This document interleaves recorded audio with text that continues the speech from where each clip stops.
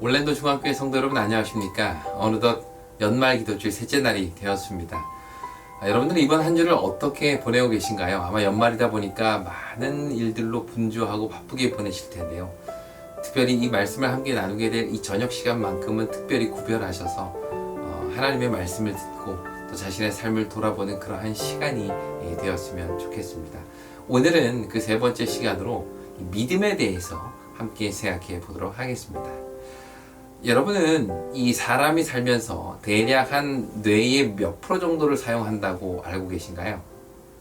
일반적으로 사람이 아무리 많이 뇌를 사용한다 하더라도 한 10% 정도밖에 사용 못한다는 것이 우리가 일반적으로 알고 있는 내용입니다. 그러면서 꼭 예로 등장하는 사람이 있죠. 네, 맞습니다. 바로 아인슈타인입니다. 아인슈타인도 나중에 살펴보니 그의 뇌의 한 10%밖에 사용을 못했더라 라는 이야기를 우리는 여러 번 들으면서 살아왔습니다. 하지만 요즘 뇌과학자들 사이에서 정설로 받아들여지고 있는 내용은요, 인간이 이 뇌의 한 10% 정도만 사용한다는 것이 아니라 아주 단순한 행동, 예를 들어 음악을 듣거나 길을 걸어가거나 할 때처럼 아주 단순한 행동을 할 때에도 뇌의 거의 대부분을 사용한다 라고 이야기를 합니다. 이것이 오늘날 뇌과학자들이 정설로 받아들이고 있는 내용인데요. 그렇다면 왜 사람들은 뇌의 한 10%밖에 사용 못한다 라는 이야기를 할까요? 아마 이것은 1900년대 초의 심리학자죠. 윌리엄 제임스라는 사람이 한 말 때문으로 보이는데요. 그가 이런 말을 했다고 합니다. 인간은 주어진 정신적, 신체적 역량의 극히 일부분만을 사용하고 있다. 인간에게 주어진 정신적 혹은 신체적 능력이 정말 무궁무진하고 다양한데 그것의 아주 일부분만을 우리는 활용하며 살고 있다라는 이야기를 한 것이죠. 이것에 빗대어서 사람의 뇌의 기능은 무궁무진한데 사람은 그의 한 10%도 사용하지 못한다라는 이야기들로 아마 사람들에게 전달이 된 것으로 보입니다. 하지만 이 부분은 어떻게 이해하면 좋은가 하면요. 우리의 뇌의 10분의 1 부분 정도만 사용한다는 의미라기보다는 뇌의 가능성이 엄청 무궁무진한데 그것을 잘 활용하지 않으면 그 능력, 그 뇌가 감당해낼 수 있는 능력의 극히 일부분만 사용하고 더 이상 활용을 못한다라는 의미로 이해하면 좋습니다. 마치 무엇과 같은가 하면 똑같은 두 팔을 가지고 있는 사람이지만 어떤 사람은 두 팔로 간신히 들어 올릴 수 있는 무게가 예를 들어 한 20kg 정도밖에 안 된다고 칩시다. 이 운동도 평소에 안 하고 근력도 약한 사람이 두 팔을 다 사용해서 들어 올렸는데 한 20kg밖에 못 들죠. 근데 어떤 사람은 매일 이 운동하고 근력을 키운 사람은 200kg도 거뜬히 들어 올릴 수 있는 힘이 있는 것입니다. 둘 다 자기가 가지고 있는 두 팔 100%다 사용했음에도 불구하고 그 팔이 감당해낼 수 있는 역량은 전혀 다르다는 것이죠. 이처럼 뇌도 마찬가지라는 것입니다. 뇌가 감당해낼 수 있는 여러 어떤 가능성들이 무궁무진한데 그 뇌를 잘 사용하지 않으면 그 뇌가 감당해낼 수 있는 능력의 아주 일부분 정도만 극히 작은 부분만 활용하고 더 이상 사용하지 못하게 된다. 그러니 이 뇌를 적극적으로 활용해라. 그래야 우리가 감당할 수 있는 능력, 그 뇌가 감당할 수 있는 능력은 점점 잘하게 된다. 라는 것입니다. 그렇다면 뇌의 기능을 발전시키고 뇌를 더 많이 활용할 수 있는 방법은 뭘까요? 과학자들이 여러 가지 제안들을 하지만 그 중에 가장 대표적인 것이 바로 상상력이라는 겁니다. 늘 그냥 보고 내가 배우고 경험한 것들만 생각하는 것이 아니라 보지도 못했던 것들을 머릿속으로 상상하고 새로운 것들을 향해 열심히 고민하고 하면 그러한 상상력의 과정을 통해서 뇌의 기능이 점점 발달한다 라고 이야기를 하는데요. 저는 이 모습을 보면서 신앙에 대해서 좀 생각을 해보게 되었습니다. 우리가 믿는 하나님의 능력은 제한이 있을까요? 제한이 없겠죠. 하나님의 능력은 끝이 없습니다만 사실 우리의 삶 속에서 역사하시는 하나님의 능력을 보면 정말 극히 미미해 보입니다.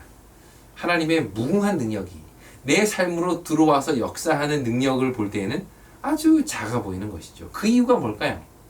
이것은 하나님의 능력이 아주 작고 제한적이기 때문일까요? 그렇지 않습니다. 하나님의 능력은 무궁무진한데 그것을 활용하는 우리의 삶에 그것이 역사하는 능력이 적기 때문이죠.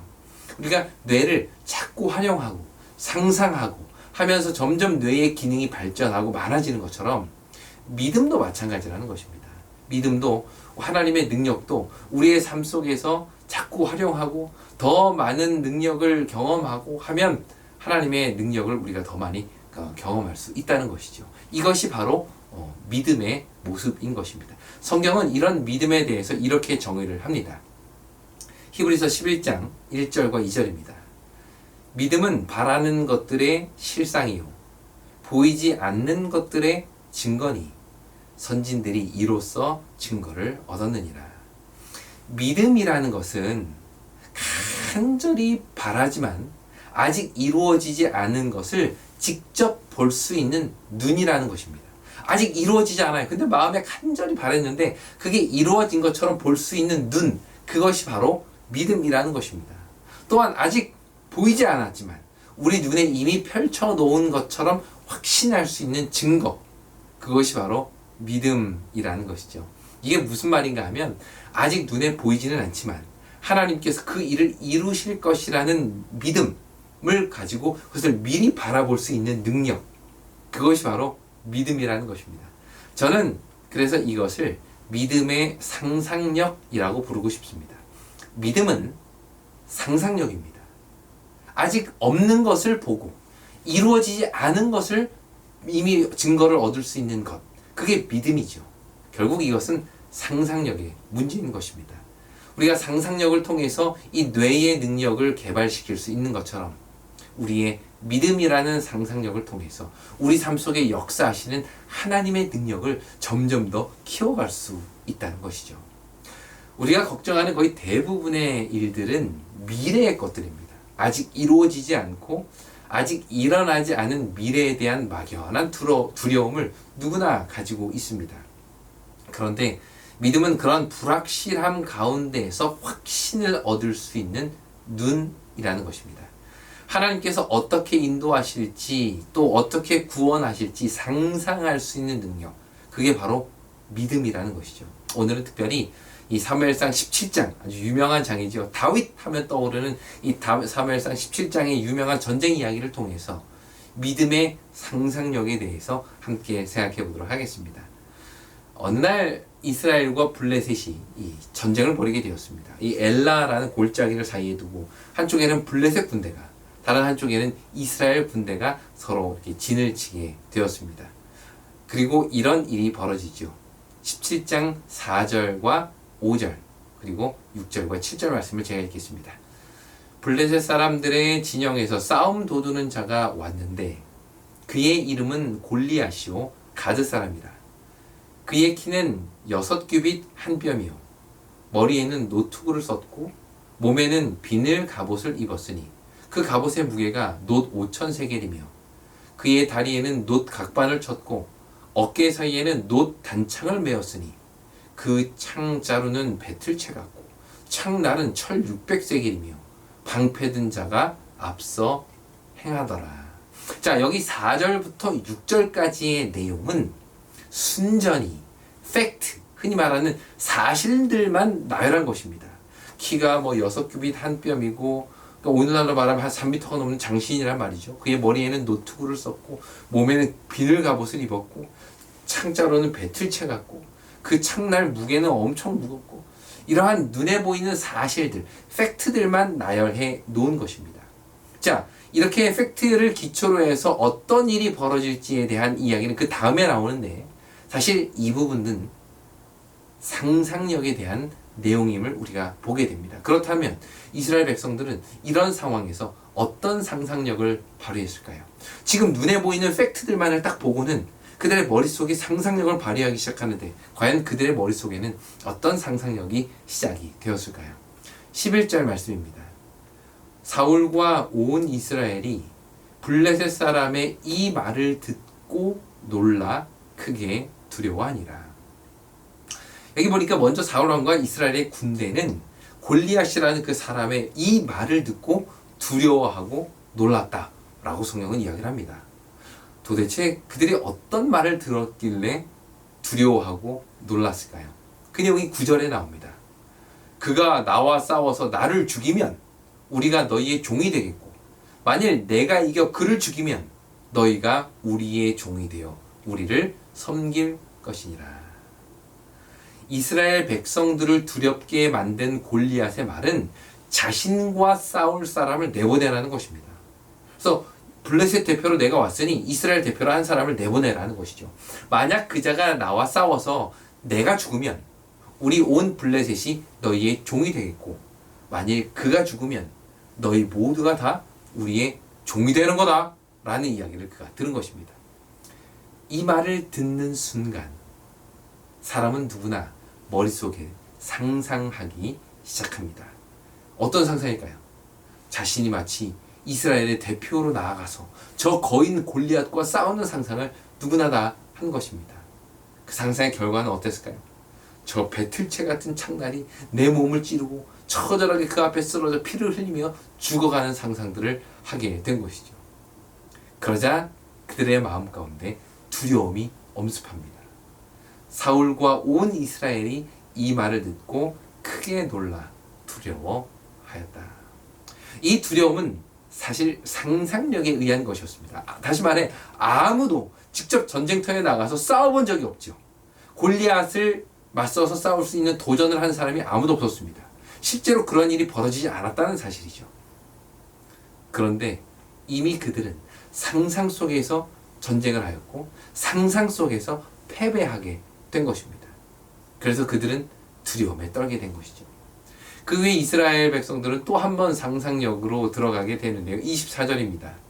이스라엘 모든 사람이 그 사람을 보고 심히 두려워하여 그 앞에서 도망하여. 조금 전에는 골리앗의 말을 듣고 놀랐는데 이번 이 24절에 보면 그 사람을 보고 심히 두려워하여 이번엔 다 도망갔다 라고 성경은 이야기를 합니다. 그 집채만한 모습을 직접 보니까 너무 두렵고 떨려서 다 뿔뿔이 흩어졌다는 것이죠. 이들이 이렇게 싸워보지도 않고 단순히 골리앗의 말을 듣고 또 그의 모습만 보고 두려웠던 이유는 무엇일까요? 그 이유는 딱 한 가지입니다. 그들의 머릿속에는 패배하는 모습을 상상했기 때문입니다. 두려워할 이유가 사실은 전혀 없는데 아무도 그 전쟁에 나아가서 직접 싸워본 적은 없는데 모두가 다 그냥 상상 속에서 지는 상상, 패배하는 상상, 죽는 상상, 우리가 그들의 종이 되는 상상을 한 것이죠. 이런 상상을 하자 사람들의 마음 가운데는 두려움이 엄습하게 된 것입니다. 부조화 선지자 646페이지는 이 당시 장면을 이렇게 묘사합니다. 이스라엘 군대는 40일 동안 블레셋 거인의 거대한 도전 앞에 떨었다. 그들은 키가 6규빗이나 되는 골리앗의 거대한 체구와 창을 볼 때 저절로 낙담하게 되었다. 여기 재밌는 표현이 나옵니다. 그들은 키가 6규빗이나 되는 골리앗의 거대한 체구와 창을 볼 때 어떻게 됐다고요? 그렇죠. 저절로 낙담하게 되었다. 골리앗의 거대함을 본 순간 그들은 저절로 패배하는 상상력을 발휘한 것입니다. 결국 상상력도 습관이죠. 난관 앞에서 늘 패배하는 상상력을 펼치는 사람들은 그게 습관이 되어서 언제나 어려운 일, 힘든 일이 있을 때마다 늘 패배하는 상상력에 휩싸이게 됩니다. 어쩌면 이날 이스라엘 백성들이 이러한 패배하는 상상력을 발휘한 이유도 이미 그들은 패배를 상상하는 습관을 가지고 있었기 때문이라고 생각이 됩니다. 사실 우리도 종종 그럴 때가 있죠. 아직 일어나지 않은 미래, 아직 싸워보지 않은 싸움을 미리 걱정하고 미리 두려워합니다. 어떤 어려움이 있을지, 어떤 난관이 있을지 우리 머릿속으로 부정적인 생각들을 막 생각해내죠. 그리고는 패배하는 상상력에 휩싸여서 두려워하고 떱니다. 우리는 주로 어떤 상상력을 발휘하고 살고 있습니까? 어려움 속에서 패배하고 무너지는 상상력을 주로 발휘합니까? 아니면 아무리 어려운 상황이라도 하나님께서 역사하시며 승리할 수 있는 그 승리의 상상력을 발휘하고 계십니까? 이날 이스라엘 백성들은 패배하는 상상력 속에 휩싸이게 됩니다. 그리고 그 상상력은 결국 그들의 현실이 되어버리게 되는 것이죠. 하지만 이렇게 모두가 다 패배를 상상하고 패배하는 상상력에 빠져 있을 그때에 유일하게 다른 상상력을 보인 사람이 있으니 그가 누굴까요? 그렇죠. 바로 다윗입니다. 사실 이날 다윗은 전쟁터에 이날 싸우기 위해서 온 사람은 아니었습니다. 성경에 보면 그는 도시락을 나르러 왔다라고 이야기를 하는데요. 아버지께서 형들에게 줄 도시락을 싸고 또 한편으로는 형을 잘 이렇게 다스리는 장군에게 좀 뇌물을 주기 위해서 치즈 10덩이를 싸가지고 그게 온 것입니다. 그러니까 한 손에는 도시락, 한 손에는 뇌물, 치즈 10덩이를 들고는 이 전쟁터에 아버지 말을 듣고 이제 온 것이죠. 근데 그때 그가 전쟁터에 도착했을 때 마침 다윗은 거기서 골리앗이 하는 말을 듣게 됩니다. 그 내용이 17장 23절에 나옵니다. 그들과 함께 말할 때에 마침 블레셋 사람의 싸움 도두는 가드 사람 골리앗이라 하는 자가 그 전열에서 나와서 전과 같은 말을 하매 다윗이 들은지라. 다윗이 마침 전쟁터에 도착했을 때 그때 또다시 싸움 도두는 자 골리앗이 나와서 외치는 소리가 다윗의 귀에 들린 것입니다. 근데 성경은 이때 이 골리앗이 한 말을 어떤 말이라고 표현했는가 하면 전과 같은 말을 했다라고 이 부분을 강조하고 있습니다. 다시 말하면 이때 다윗이 들은 그 말은 조금 전 이스라엘 온 백성들이 온 군사들이 심지어 왕까지도 듣고 두려워 떨게 만들었던 바로 그 똑같은 말을 이번에는 누가 들었다고요? 다윗이 들었다는 것입니다. 온 군사들로 하여금 심지어 사울 왕까지도 패배하는 상상력에 빠지게 만들었던 그 동일한 목소리, 동일한 내용, 동일한 사람을 이번에는 다윗이 듣게 된 것이죠. 자, 그렇다면 이 말을 듣는 순간 다윗도 뭐 하기 시작할까요? 그렇습니다. 상상하기 시작합니다. 그렇다면 다윗은 어떤 상상을 하기 시작할까요? 26절입니다. 다윗이 곁에 서 있는 사람들에게 말하여 이르되 이 블레셋 사람을 죽여 이스라엘의 치욕을 제거하는 사람에게는 어떠한 대우를 하겠느냐? 이 할례 받지 않은 블레셋 사람이 누구이기에 살아계시는 하나님의 군대를 모욕하겠느냐? 여기 보시면 이미 다윗의 머릿속에는 상상력이 막 발휘되는 것을 우리가 보게 됩니다. 어떤 상상력? 저 거대한 체구를 가지고 있는 저 블레셋 장수를 죽이는 상상. 모든 사람들 앞에서 하나님의 어떤 이름을 함부로 부르고 이스라엘 백성들을 치욕스럽게 만들었던 그 모든 치욕을 제거하는 상상력이 지금 다윗의 머릿속에 벌어지고 있는 것을 보게 됩니다. 이 할례 받지 않는 블레셋 사람과 싸워서 여호와의 군대, 하나님의 군대를 모욕하는 것을 그는 참을 수가 없기에 그 사람들 앞에 나가서 당당하게 싸워 이기는 승리하는 상상력을 그가 발휘하게 된 것이죠. 근데 다윗이 이런 상상력을 발휘한 이유는 지금이라도 당장 그와 나가서 싸우면 승리할 것이 불보듯 뻔한 사실이라고 다윗이 생각했기 때문입니다. 이처럼 다윗은 상상력 자체가 달랐습니다. 모두가 우린 죽었어. 우린 패배할 거야. 우린 졌어. 우린 어차피 그들의 종이 될 수밖에 없어. 라는 패배하는 상상력에 휩싸여 있을 때 유일하게 다윗은 승리를 상상하게 된 것입니다. 그리고 그 한 사람의 상상력이 이 모든 이스라엘 백성들과 블레셋 군인들의 상상력을 바꾸어 놓게 된 것이죠. 이것이 하나님께 붙들린 상상력을 가지고 있는 그 한 사람의 능력인 것입니다. 이렇게 이스라엘 백성들과 대화를 나눈 다윗은 곧바로 사울에게로 인도됩니다. 왜냐하면 모두가 다 패배를 상상하고 있을 때 승리를 상상하는 사람 누구밖에 없었어요? 다윗 그 한 사람밖에 없었기 때문이죠. 이제 다윗은 자리를 옮겨 이 사울 앞에 서게 됩니다. 그런데 이때 다윗과 사울의 대화를 가만히 살펴보면 그들이 상상하는 전쟁의 결과가 얼마나 달랐는지를 아주 분명하게 보게 됩니다. 먼저 사울 앞에 선 다윗은 사울 왕에게 이렇게 이야기를 합니다. 32절입니다. 다윗이 사울에게 말하되 그로 말미암아 사람이 낙담하지 말 것이라 주의 종이 가서 저 블레셋 사람과 싸우리이다. 야, 완전 상황이 반대입니다. 보통 이 말은 누가 해야 되는 말이에요? 걱정하지 마십시오. 하나님께서 우리와 함께 하시고 우리는 승리할 겁니다. 이야기는 누가 해야 되는 말입니까? 당연히 민족의 지도자인, 온 군대의 최고의 통솔자인 왕이 해야 될 말이죠. 그런데 지금 이 말을 어린 꼬마 다윗이 하고 있는 겁니다. 그것도 누구에게요? 왕에게 말이죠. 낙담하지 마세요. 제가 가서 저 사람과 싸워서 이길 겁니다. 그러니 아무 걱정하지 마십시오, 왕이시여. 라고 이 어린 꼬마 아이가 이야기한 것이죠. 하지만 이 말을 들을 때 이 사울의 마음은 어땠을까요? 사울은 다윗의 이 말을 듣고는 이렇게 답변을 합니다. 33절입니다. 사울이 다윗에게 이르되 내가 가서 저 블레셋 사람과 싸울 수 없으리니 너는 소년이요 그는 어려서부터 용사임이라. 사울은 이야기합니다. 야야 꼬마야, 너가 아직 전쟁이 뭔지 몰라서 그러는데 너는 이 전쟁을 싸울 수가 없어. 너는 꼬마고 저 사람은 어렸을 때부터 용사야. 한마디로 전쟁에 제대로 칼 한 번 휘둘러 보지 못하고 상황 끝. 그러니 집으로 돌아가거라. 이렇게 이야기를 한 것이죠. 이 모습을 보면 정말 안타깝습니다.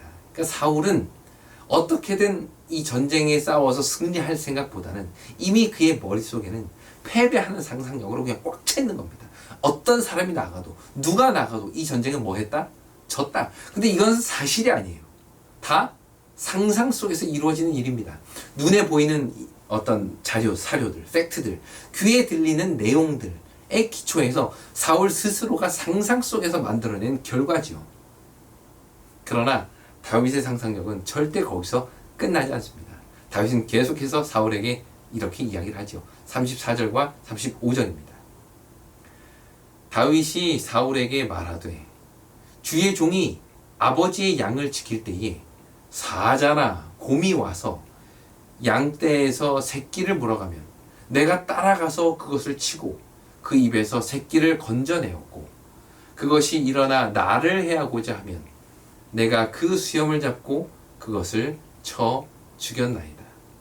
자, 이 말을 하는 다윗을 한번 잘 보시기 바랍니다. 그의 머릿속에는 지금 들에서 양을 칠 때 사자의 입이나 곰의 발톱에서 자기를 구원하셨던 하나님이 떠올랐습니다.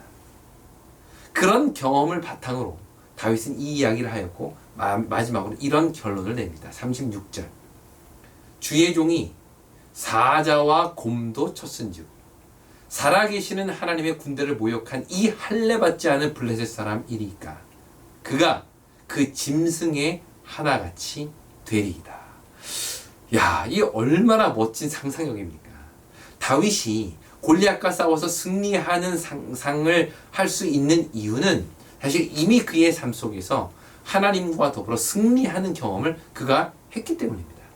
매일의 삶 속에서 양을 치는 그 일을 통하여 하나님께서 맹수의 손에서 자기를 건져내시는 그 경험을 그는 날마다 하는 것이죠.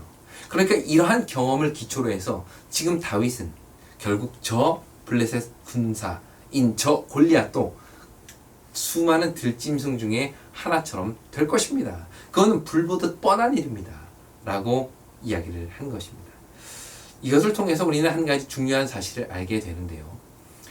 이 영적인 상상력은 결코 근거 없는 허무맹랑한 것이 아니라는 것입니다.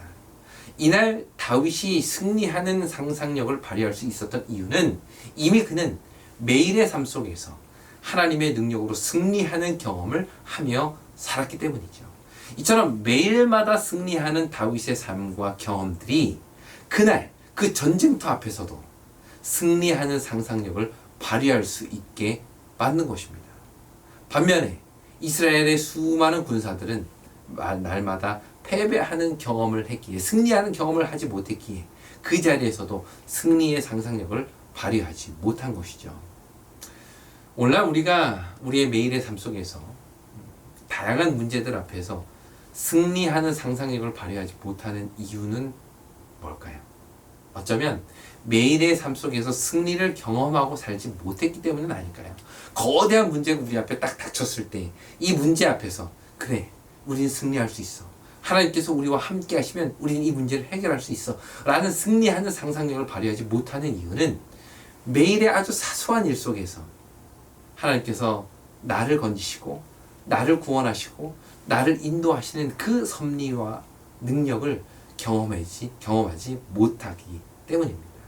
이것이 어찌 보면 매일의 삶 속에서의 승리가 결국 한 번의 전쟁, 그 놀라운 거대한 전쟁에서의 승리로 이어지지 못하는 가장 중요한 이유가 되겠죠.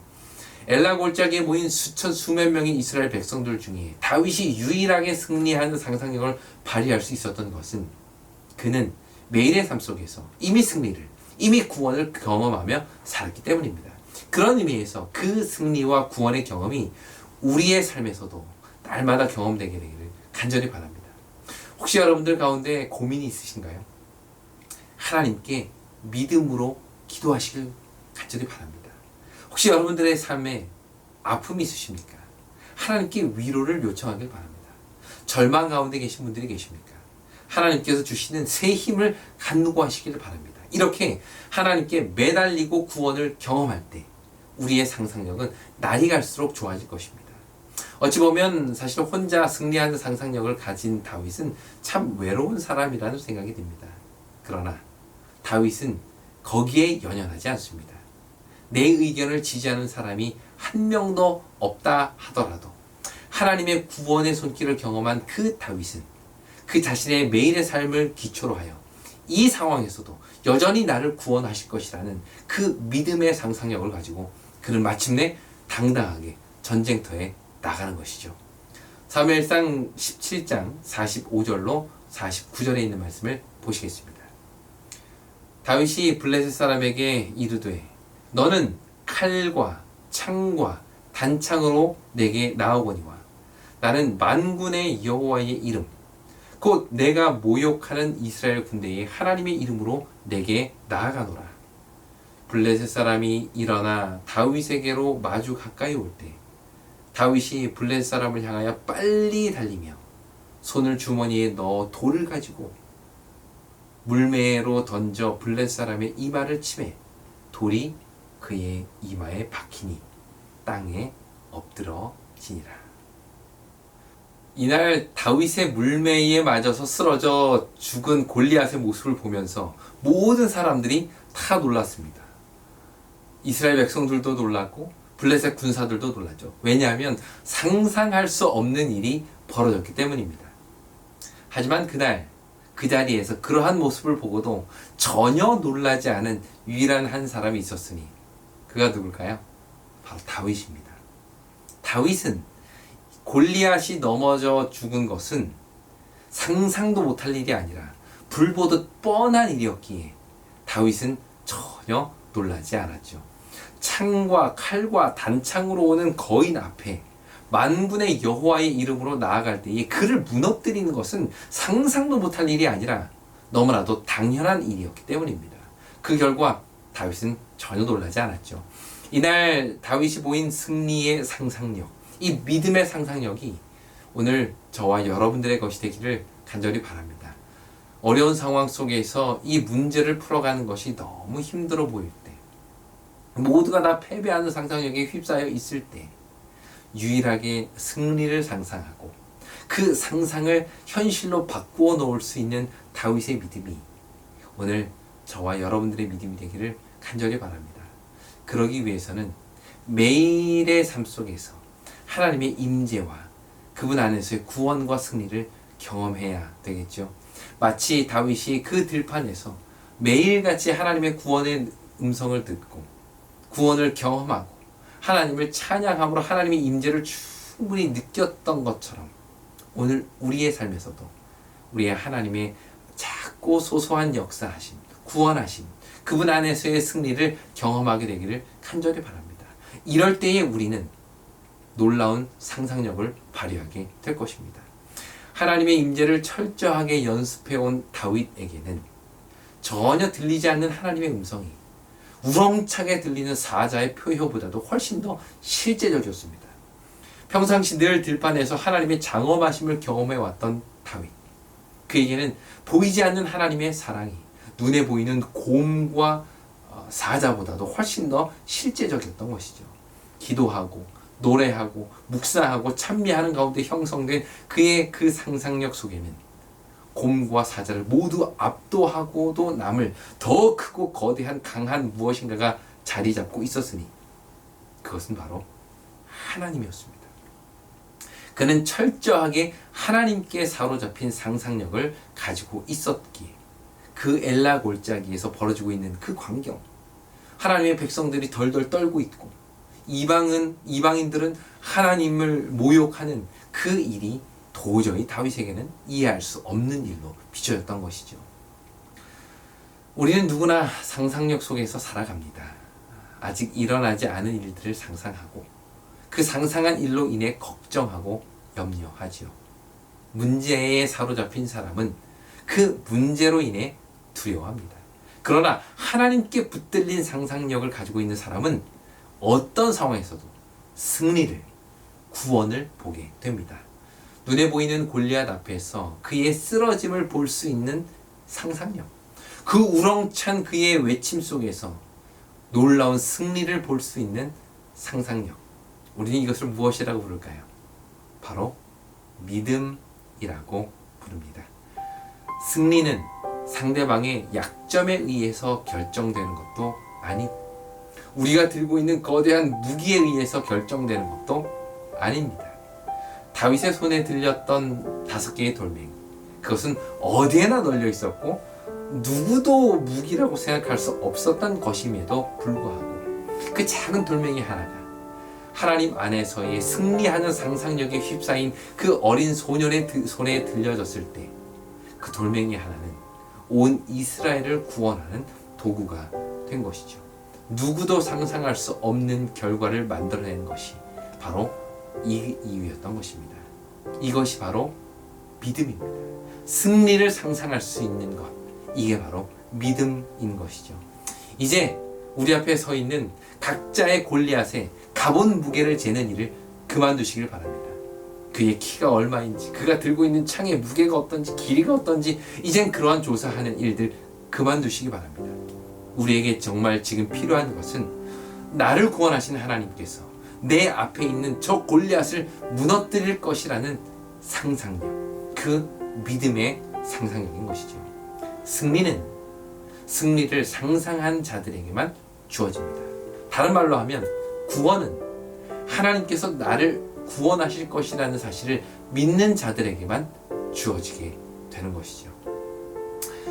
처음 드린 말씀으로 돌아가서요. 우리의 뇌는 사용하면 할수록 더 많은 일을 해낼 수 있습니다. 더 많은 상상력을 통해서 뇌의 능력을 키워갈 수 있다는 뜻이죠.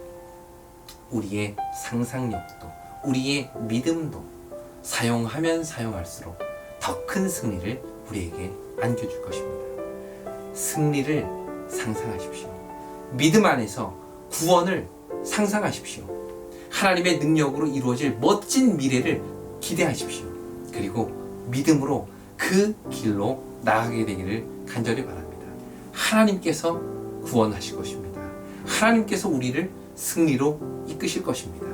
그날 온 엘라 골짜기에 모였던 수많은 사람들을 놀라게 만들었던 그 어린 소년, 그 다윗이 가지고 있었던 믿음의 승리, 그 승리의 상상력이 오늘 우리 모두의 것이 되기를 간절히 바랍니다.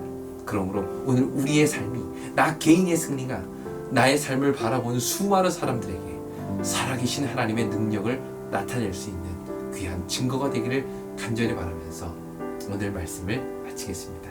함께 기도하겠습니다. 하늘에 계신 아버지 하나님, 오늘 우리에게 승리하는 상상력을 허락하여 주시옵소서. 내가 도무지 무너뜨릴 수 없는 거대한 골리앗 앞에서 두려워 떨고 패배하는 상상력 속에 휩싸여 있는 대신 전능하신 하나님 안에서의 상상력, 그 믿음을 가지고 이 전쟁터에 당당하게 나아가게 도와주시고 승리를 경험하게 하시며 이 우리 개인의 승리를 통하여 온 나라가, 온 주변이 살아계신 하나님을 볼 수 있도록 인도하여 주시옵소서. 예수님의 이름으로 기도드립니다.